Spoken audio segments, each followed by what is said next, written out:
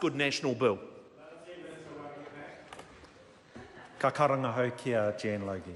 Tēnā koe te mana whakawā, ahi pai kia koutou. I'm very pleased to stand in the House today and support the Family and Whānau Violence legislation bill. The levels of domestic and sexual violence in our country are frankly an indictment on all of us.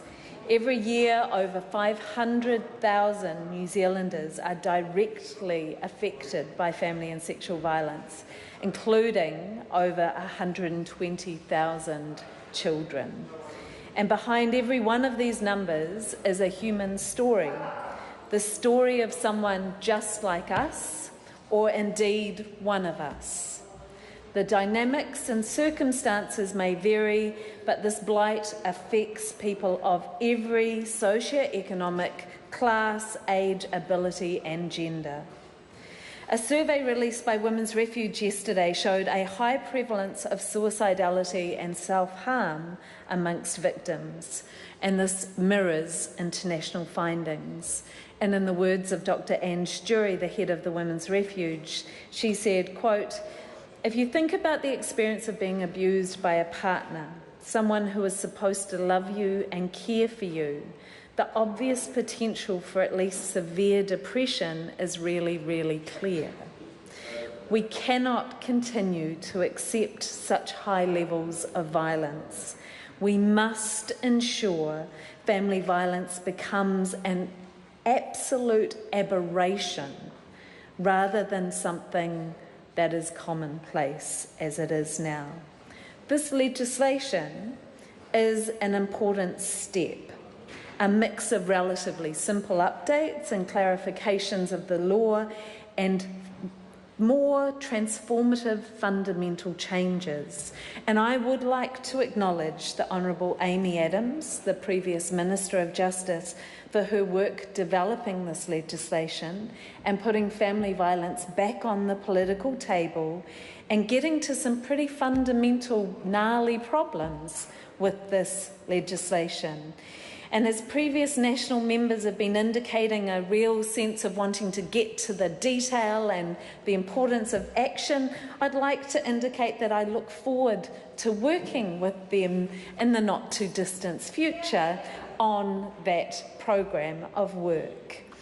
Mr. Speaker, I was part of the Select Committee which considered this bill, and I would like to too acknowledge the Select Committee members and all those who made a submission.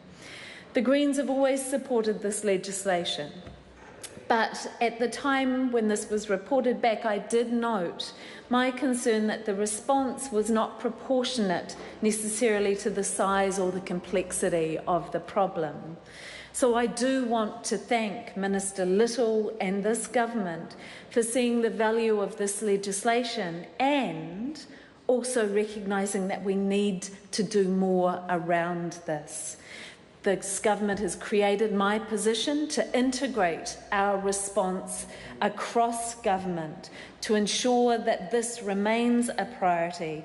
This government has increased funding and reset the relationship with our frontline services who are so essential in our response. They've initiated a review of the 2014 family court changes that prioritise money saving over the safety of victims and survivors, and have put money in the last budget towards creating a central agent to properly coordinate government action to ensure that we all know what our role is in responding effectively. So now is the time for us all to work together and play our part to break the cycle of violence.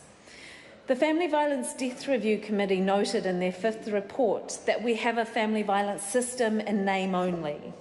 Rather than a coordinated or integrated response, we have, to quote them, a fragmented assortment of services and initiatives, islands of practice, commonly underpinned by old ways of thinking about family violence. And they noted that real help for victims of intimate partner violence within our current system is sporadic, unpredictable and frequently not available, and there are few strategies to address their partner's abusive behaviour. Now, this piece of legislation provides for a more integrated family violence system, a greater ability to identify and manage risks before they escalate, and better identification of family violence within the justice system, and creates modern language to reflect our modern understanding. It creates a concrete definition of the family violence sector involving most of our key government agencies.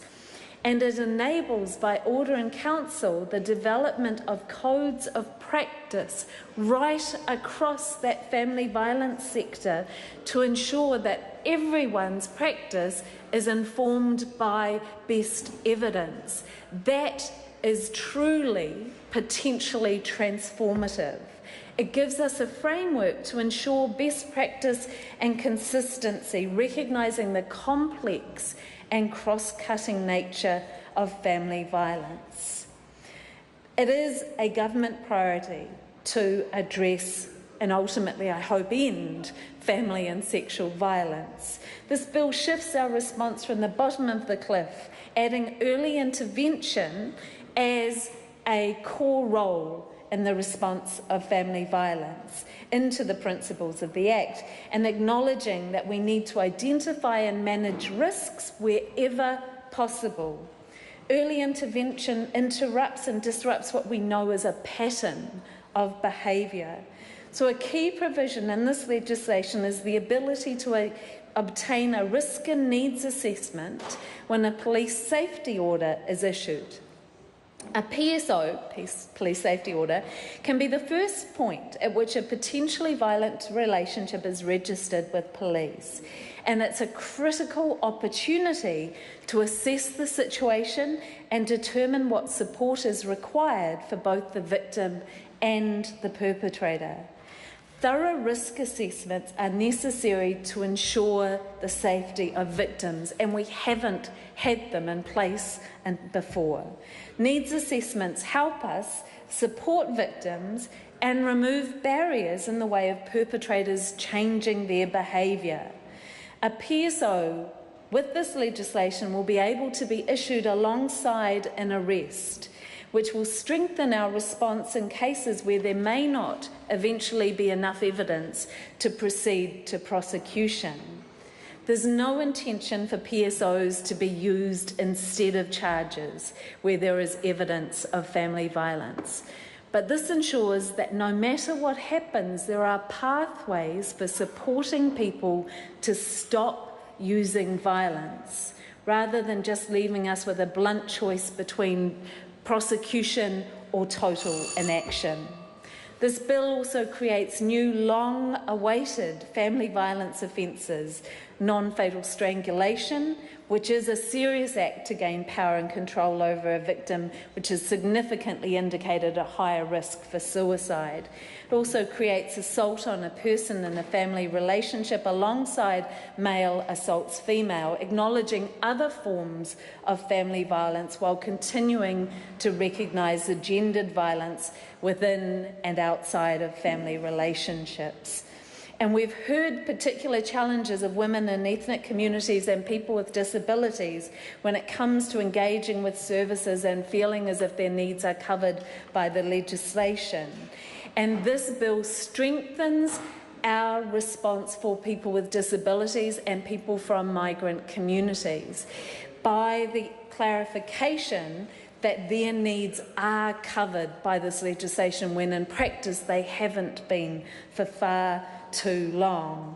Mr. Speaker, this bill also clarifies that some behaviours that appear trivial in isolation can have a cumulative impact, and we highlight the use of coercive and controlling behaviours in family violence to ensure that our courts really understand the dynamics of this violence.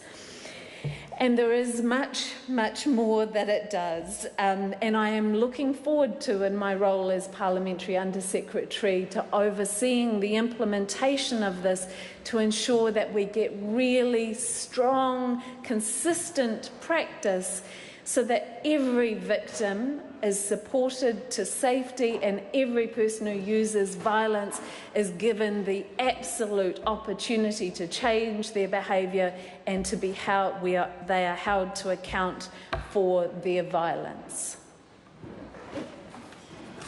Ngai. Ka karanga hau ki a hare te hipanga. Tēnā koe. E te mā ngai.